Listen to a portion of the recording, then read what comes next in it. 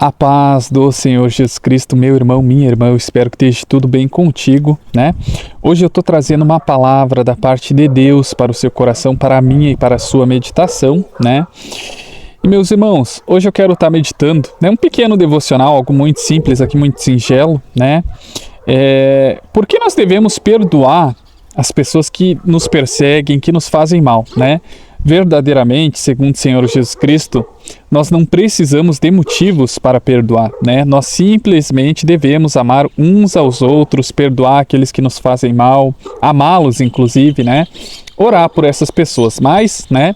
Eu vou dar aqui um bom motivo para que nós possamos amar, perdoar essas pessoas, orar pela vida delas, né?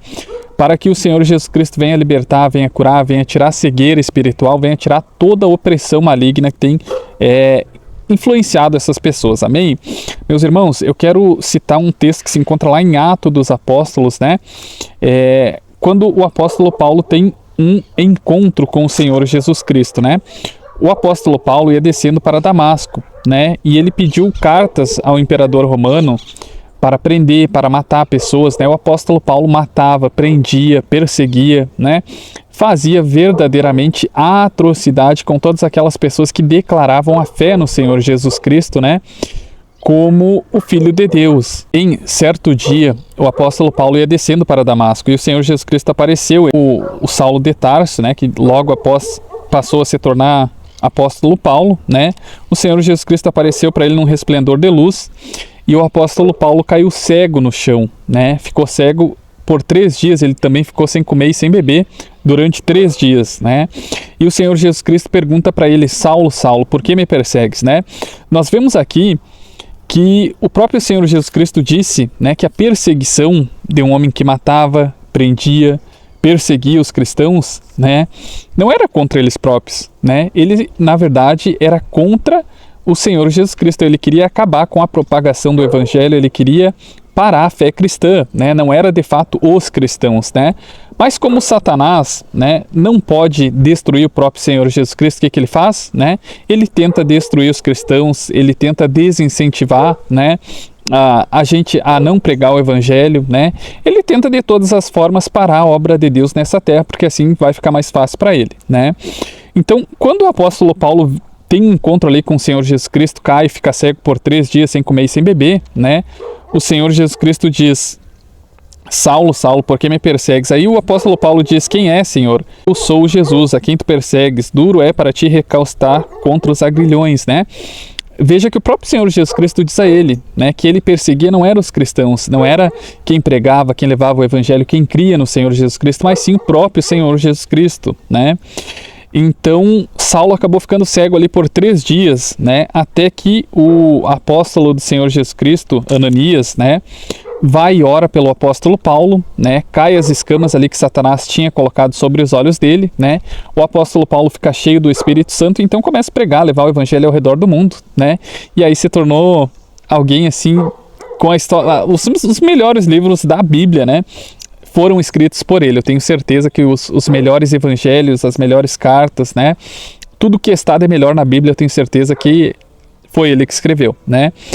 E nós vemos um homem que perseguia, que matava, que agredia, que torturava, né, todo aquele que professasse a fé em Jesus Cristo.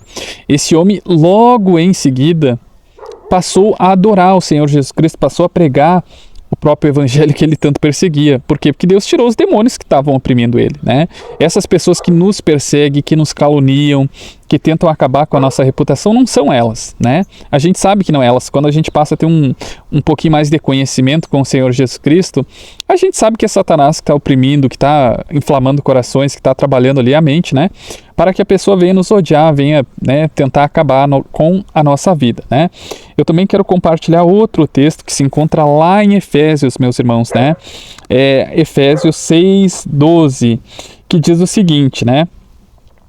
Porque não temos que lutar contra carne e sangue, mas sim contra os principados, contra as potestades, contra os príncipes das trevas deste século, contra as hostes espirituais da maldade, nos lugares celestiais, né?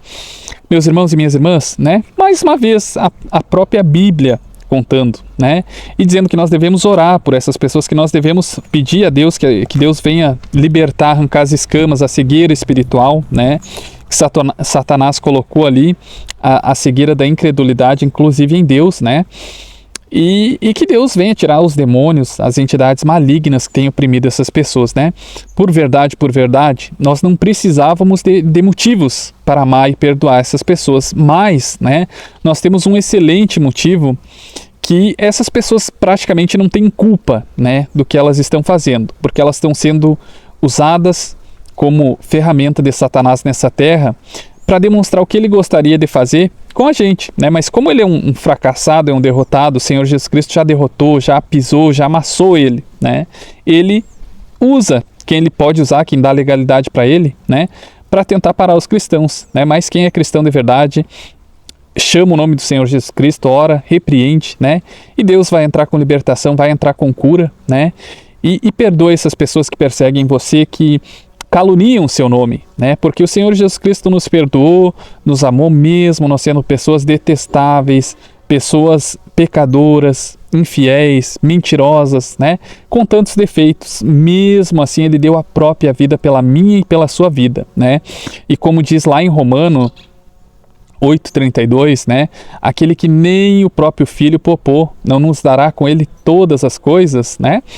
O Deus Pai, né, Pai do Senhor Jesus Cristo, deu o seu único filho, né, a sua joia rara, o seu tesouro, né, pela minha e pela sua vida, né, e nós devemos fazer exatamente a mesma coisa.